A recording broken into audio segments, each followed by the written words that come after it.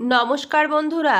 যখন এই গ্রীষ্মের মধ্যে তপ্ত দুপুরবেলায় এনকোয়ারির জন্য একটা গ্রামের একটা বাড়ি থেকে আবার অনেকটা দূরের একটা গ্রামের আবার একটা বাড়িতে ছুটে যেতে হয়, তখন কিন্তু বেশ কষ্ট লাগে গরমের মধ্যে। তবুও এই সুন্দর সবুজ প্রকৃতিকে দেখলেই সেই কষ্টটা যেন কোথায় উধাও হয়ে যায়।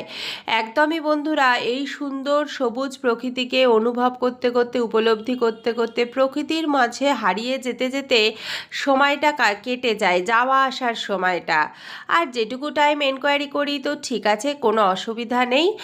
আর এই রাস্তাটা কিন্তু আমার পঞ্চায়েতের যাওয়ার রাস্তাটা মাঝে মধ্যেই তোমরা দেখতে পাও বা দেখতে পাবে বিভিন্ন ভিডিওগুলোতে, কারণ এত সুন্দর চারপাশে শুধু সবুজ আর সবুজ মাঠ।